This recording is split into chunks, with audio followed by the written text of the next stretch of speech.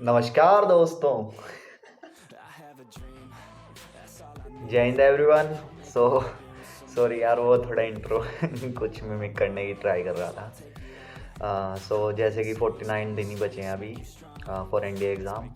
और बताओ कैसी चल रही है आप लोगों की पढ़ाई। Hope it is going well.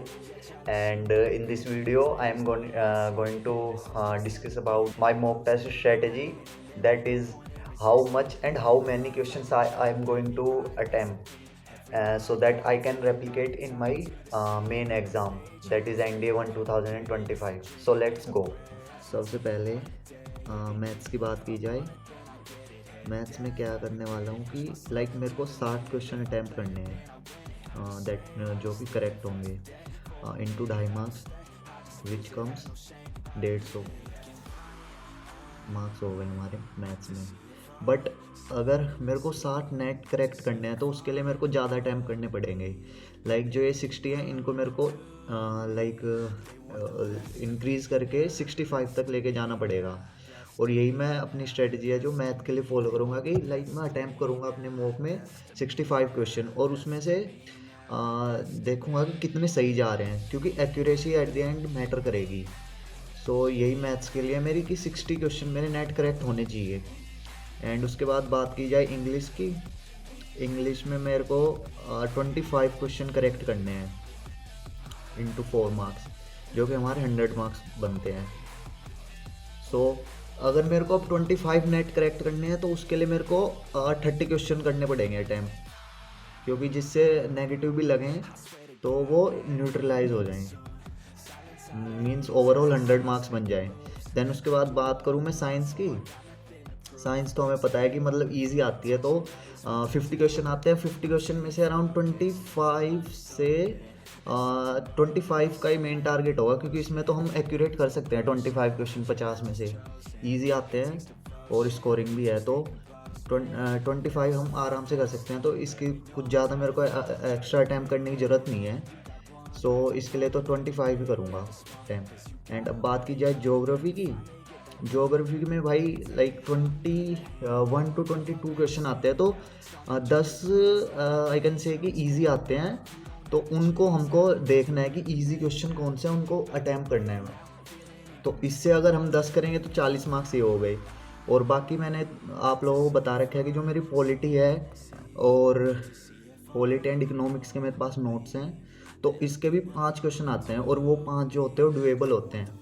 तो उनको भी मैं सोच रहा हूँ कि अटैम्प्ट करने की ट्राई करूँगा। अगर वो 5 में से मेरे 2-3 भी सही हो जाते हैं और 2 गलत भी हो जाते हैं, तो नेट अगर मैं बात करूँ तो 5 चौक 20 हो गए, और अगर 2 गलत भी हो गए तो मेरे 12 नंबर बन जाएंगे।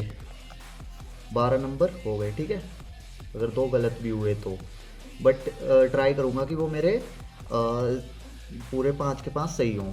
तो अगर हम इन टोटल नंबर जोड़ें तो ये कितने बनते हैं हमारे पास? 150, 250, और ये 350, 390, और अगर इसको 20 भी ना माने तो 12 मान के, तो 400 प्लस का हमारा हो सकता है, ईजिली आ सकते हैं। अगर इस स्ट्रेटजी से चलूँगा तो मैं 400 प्लस मार्क्स आ सकते हैं ईजिली, अगर इसको मैं फॉलो करूँगा। तो आई वुड सजेस्ट कि तुम भी यार यही करना, बिकॉज ये स्ट्रेटजी मेरे को बहुत ज़्यादा किफ़ायती लगी। और बाकी वो हिस्ट्री और करंट अफेयर, भाई इतना मत पीछे भागना उनके, क्योंकि ये ज़्यादा स्कोरिंग सब्जेक्ट है जो ये मैंने इनमें लिखा हुआ है। बाकी आप लोगों की मर्ज़ी है, ठीक है। जय हिंद। और भाई अब कुछ लोग बोलेंगे यार ये क्या इजी इजी लगा रखा है, कॉम्पिटिटिव एग्ज़ाम है। सो एक बात क्लियर कर दूं, एट द एंड जिसने पढ़ रखा होगा और जिसने एनालाइज़ किया है कि प्रीवियस ईयर में कैसे कैसे क्वेश्चन आ रखे हैं, सो ये मैंने एनालाइज़ किया है कि इतने इजी क्वेश्चन आते हैं। अगर हमने पढ़ रखा होगा ना अच्छे से, तो हम इतने क्वेश्चन कर सकते हैं ईजिली। सो ये मैंने जो बातें बोली है कि इजी क्वेश्चन आते हैं, ये उनके लिए है जिन्होंने पढ़ रखा है, और जिन्होंने नहीं पढ़ रखा भाई उसके लिए तो फिर सब कुछ ही हार्ड है। और मैथमेटिक्स में 60 क्वेश्चन बोलेंगे कि यार 60 क्वेश्चन बहुत ज़्यादा होते हैं। भाई नहीं यार, मैंने भी पढ़ा था, इस बार जो ND 2 का पेपर था उसमें मैंने 43 अटैम्प्ट किए थे, यानी कि मेरे को 43 आते थे। एंड क्या नाम है, मेरे और बाकी क्वेश्चन छूट गए जो कि मैं पढ़ नहीं पाया था ड्यू टू टाइम और लैक ऑफ प्रैक्टिस बोल सकते हैं। क्योंकि मैंने मॉक टेस्ट भी 3 ही लगाए थे, उसकी वजह से हो गया। और एनालाइज करने में भी मैंने ज़्यादा टाइम नहीं दिया था, तो इस बार एनालाइज करूँगा सो दैट कि मेरी एक्यूरेसी मेंटेन रहे, क्योंकि at the end accuracy matter करेगी। अगर नेगेटिव ज़्यादा लगा दिए तो फिर भाई ओवरऑल स्कोर तो नीचे जाएगा ही, और वही है कि चांसेस हमारे कम हो जाएंगे क्वालिफाई करने के।